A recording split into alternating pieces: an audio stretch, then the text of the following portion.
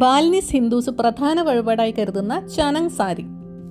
അവരുടെ പരമോന്നത ദൈവം സംഗ്യാങ് വിധിവാസ, ഇന്ദ്രൻ സൃഷ്ടിച്ചു എന്ന് വിശ്വസിക്കപ്പെടുന്ന നീരുറവ അഥവാ തീർത്ഥ എമ്പിൾ ഉള്ള തീർത്ഥക്കുളം. ശരീരവും മനസ്സും ആത്മാവും ശുദ്ധീകരിക്കാനുള്ള മെലുക്കാത്ത് സെറമണി. ബാലി ഉബൂദിലെ തീർത്ഥ എമ്പിൾ ക്ഷേത്രത്തിലെ വിശേഷങ്ങൾ കാണാം വീഡിയോയിൽ. ഹായ് ഹലോ നമസ്കാരം, welcome back to Noobs World. 1000 ക്ഷേത്രങ്ങളുടെ നാട് എന്ന് ബാലിയെ പറ്റി പറയാറുണ്ട്. ബാലിയിലെ ഏറ്റവും പവിത്രവും പുരാതനവുമായ ക്ഷേത്രങ്ങളിലൊന്ന് AD 10ാം നൂറ്റാണ്ടിൽ പണിത പുരാ തീർത്ഥ എമ്പിളിലേക്കാണ് നമ്മുടെ യാത്ര. ഒരു വാട്ടർ സ്പ്രിങ്ങിനെ ബേസ് ചെയ്ത്, അതായത് വലിയൊരു നീരുറവയുടെ ചുറ്റുമായിട്ട് പണിതിട്ടുള്ളൊരു ക്ഷേത്രമാണിത്.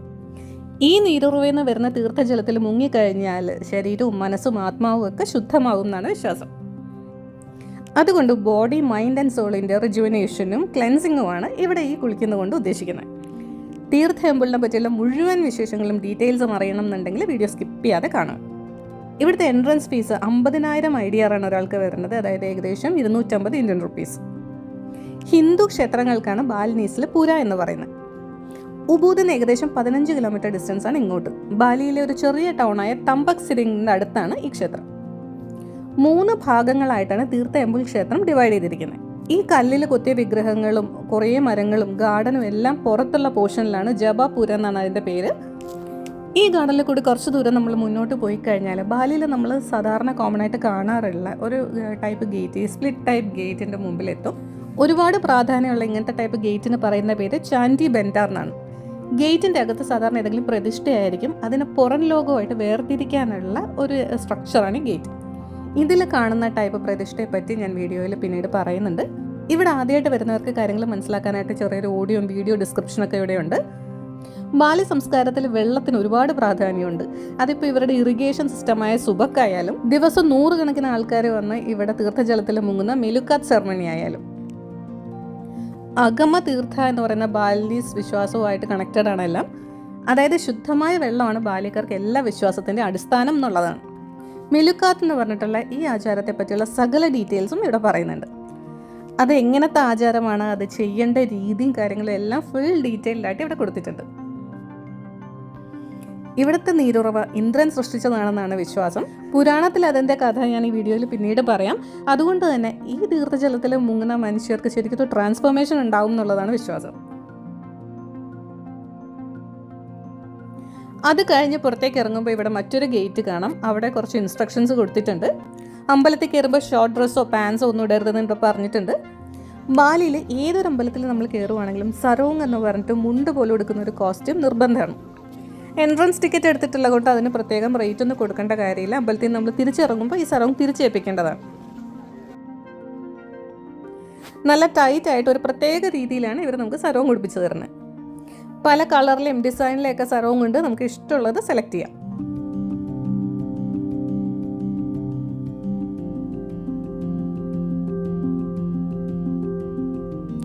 ഈ സർവം കൊടുത്തുകൊണ്ട് മാത്രമേ നമുക്ക് തീർത്ഥ ടെമ്പിളിൻ്റെ സെൻട്രൽ യാർഡിലേക്ക് പോകാൻ പറ്റുള്ളൂ. സെൻട്രൽ യാർഡിൻ്റെ പേര് ജബ തെങ്ക എന്നാണ്.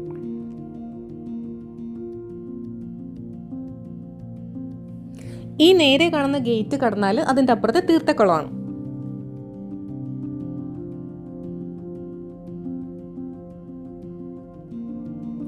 തീർത്ഥക്കുളത്തിലേക്ക് പോകുന്നതിന് മുമ്പായിട്ട് ഇവിടെ ഈ മതിലിനപ്പുറത്തായിട്ട് മറ്റൊരു കുളമുണ്ട്. കല്ലിൽ കുത്തി ഉണ്ടാക്കിയൊരു കുളമാണിത്. പക്ഷേ ഈ കുളത്തിൽ ഇറങ്ങാൻ പാടില്ല.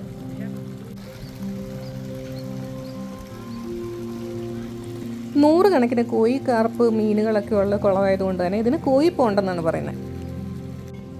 ഇവിടെ ഫിഷ് ഫീഡിംഗ് ഒക്കെ ഉണ്ട്. ഒരു 5000 IDR, അതായത് ഏകദേശം 25 രൂപ കൊടുത്താൽ തന്നെ ഫിഷ് ഫുഡ് വാങ്ങിക്കാൻ കിട്ടും. അപ്പോൾ നമുക്ക് മീനിന് തീറ്റയൊക്കെ കൊടുക്കാം.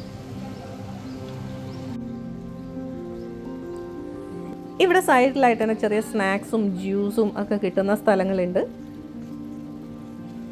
അതുപോലെ ചെറിയ ഷോപ്പിങ്ങിന് പറ്റിയ സ്റ്റോൾസ് കൂടിയുണ്ട്.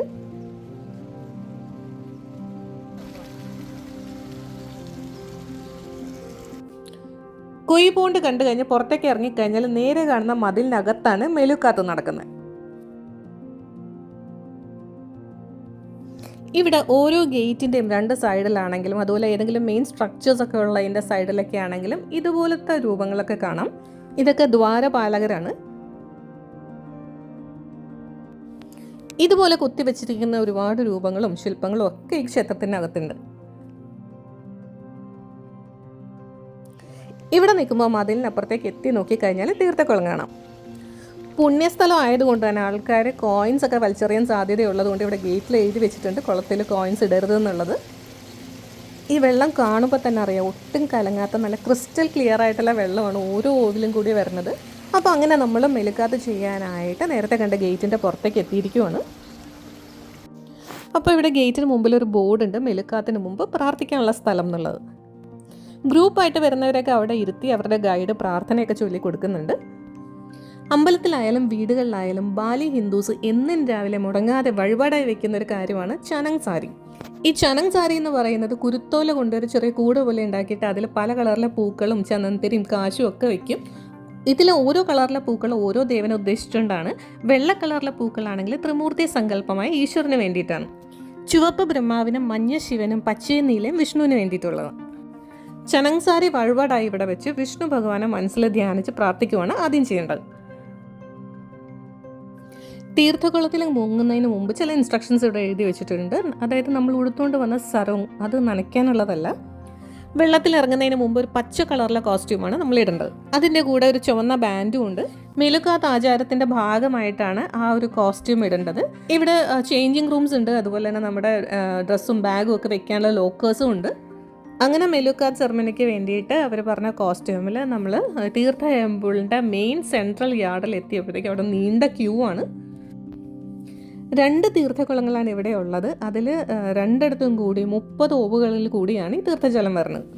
ആദ്യത്തെ കുളത്തിലെ ഓവുകളിൽ കൂടി വരുന്ന വെള്ളത്തിൽ കുളിച്ചതിന് ശേഷം രണ്ടാമത്തെ കുളത്തിലെ ഓവുകളിലെ വെള്ളത്തിൽ കുളിക്കണം.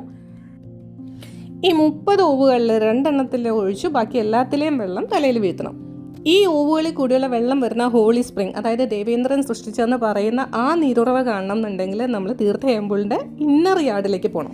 ഇന്നർ യാർഡിന് ജെറോൺ എന്നാണ് പറയുന്നത്. പക്ഷെ അങ്ങോട്ട് പോകണം എന്നുണ്ടെങ്കിൽ നമ്മൾ നനഞ്ഞ ഡ്രസ്സൊന്നും ഇട്ട് പോകാൻ പാടില്ല. നമ്മൾ തിരിച്ച് ഡ്രസ്സൊക്കെ മാറി പഴയ സരവൊക്കെ ഇട്ടിട്ട് വേണം പോകാനായിട്ട്. ഇവിടെ ഫോട്ടോസൊന്നും എടുക്കാൻ പാടില്ല എന്ന് ഇൻസ്ട്രക്ഷനിൽ പറയുന്നുണ്ടെങ്കിലും ഗ്രൂപ്പായിട്ട് വരുന്നവരുടെ കൂടെയുള്ള ബാലിനീസ് ഗൈഡ് തന്നെ എല്ലാവർക്കും ഫോട്ടോസൊക്കെ എടുത്തു കൊടുക്കുന്നുണ്ട്. മെലുക്കാത്ത് സെറമണിയൊക്കെ കഴിഞ്ഞ് നമ്മൾ പഴയ സരവങ്ങൊക്കെ കൊടുത്ത് നമ്മൾ നേരെ ഇന്നർ യാർഡ്, അതായത് ജെറോണിലേക്ക് പോവുകയാണ്. അങ്ങോട്ട് നടക്കുന്ന വഴിക്ക് കുറച്ച് സ്റ്റെപ്പും അതുപോലെ തന്നെ ഒരു കുന്നിൻ്റെ മുകളിലായിട്ടൊരു വീടും കാണാം. ഇന്തോനേഷ്യൻ പ്രസിഡന്റ് ആയിരുന്ന സുകർണോ പണ്ട് ഇവിടെ വന്നപ്പോൾ അദ്ദേഹത്തിന് താമസിക്കാൻ വേണ്ടിയിട്ട് പണിത ബിൽഡിംഗ് ആണത്. അതിപ്പോൾ ഒരു ഗസ്റ്റ് ഹൗസ് ആണ്. ജെറോൺ ഏരിയയിൽ നമുക്ക് കുറേ ചെറിയ ചെറിയ ക്ഷേത്രങ്ങളും മണ്ഡപങ്ങളും നല്ല ഉയരത്തിലുള്ള ഒഴിഞ്ഞ പീഠങ്ങളും ഒക്കെ കാണാം.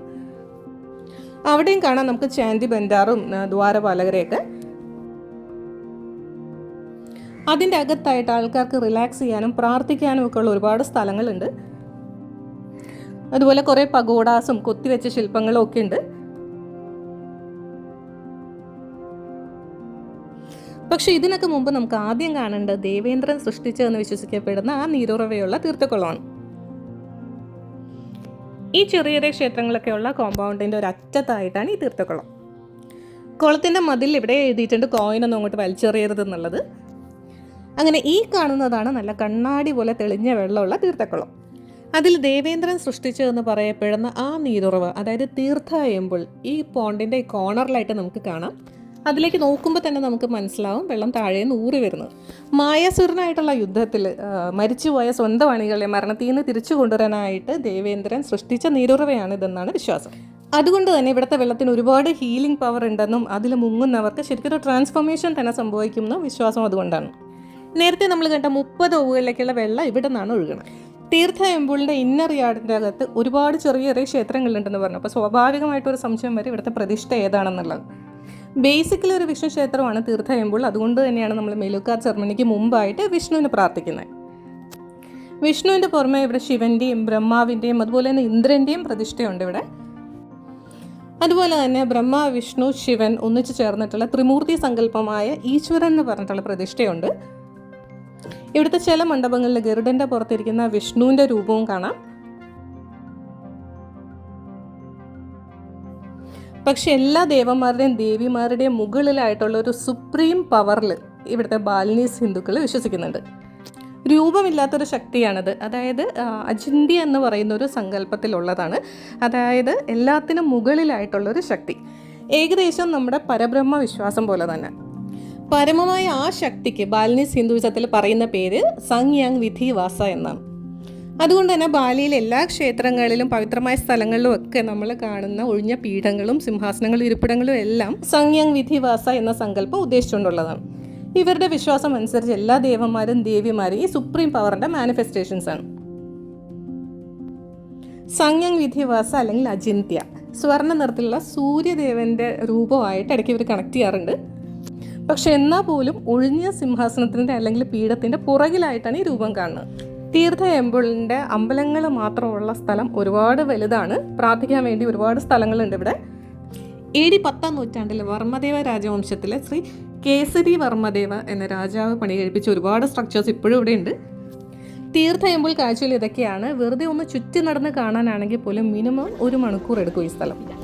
തീർത്ഥ ടെമ്പിളിൽ നമ്മൾ പുറത്തേക്ക് ഇറങ്ങിക്കഴിഞ്ഞാൽ പാർക്കിങ്ങിലേക്ക് നമ്മൾ നടക്കുന്ന ദൂരം അത്രയും ഷോപ്പിങ്ങിന് പറ്റിയ സ്ഥലങ്ങളാണ്. നമ്മൾ നടക്കുന്ന ഏകദേശം 1/2 കിലോമീറ്ററിനടുത്തുള്ള ഡിസ്റ്റൻസ് മുഴുവനും ഇതുപോലത്തെ ചെറിയ ചെറിയ കടകൾ ഷോപ്പിങ്ങിന് പറ്റിയതാണ്. സുവനീഴ്സ് ആയാലും ഡ്രസ്സ് ആയാലും അതുപോലെ ഫുഡ് ഐറ്റംസ് ആയാലും എന്ത് സാധനവും നമുക്ക് ഇവിടെ വാങ്ങിക്കാൻ കിട്ടും. അവർ പറയുന്ന റേറ്റ് കേട്ടിട്ട് കുറച്ച് റീസണബിൾ ആയിട്ട് തന്നെയാണ് തോന്നിയത്. തീരെ സമയമില്ലായിരുന്നോടെ ഞങ്ങൾക്കൊന്നും വാങ്ങിക്കാൻ പറ്റിയില്ല. പക്ഷേ ഷോപ്പിങ്ങിന് താല്പര്യമുള്ളവർക്ക് ശരിക്കും പറ്റിയൊരു സ്ഥലം തന്നെയാണിത്. അപ്പോൾ അങ്ങനെ തീർത്ഥ ടെമ്പിളിലെ വിശേഷങ്ങൾ ഇതൊക്കെയാണ്. വീഡിയോയിൽ പറഞ്ഞിരിക്കുന്ന കാര്യത്തിൽ എന്തെങ്കിലും ഡൗട്ട്സ് ഉണ്ടെങ്കിൽ കമൻസിൽ ചോദിക്കാം. വീഡിയോ ഇഷ്ടമായാൽ ലൈക്ക് ചെയ്യാനും ഷെയർ ചെയ്യാനും കമൻറ്റ് ചെയ്യാനും മറക്കരുത്. അതുപോലെ ഇനി ന്യൂസ് സബ്സ്ക്രൈബ് ചെയ്തിട്ടില്ലെങ്കിൽ please do subscribe. Thank you.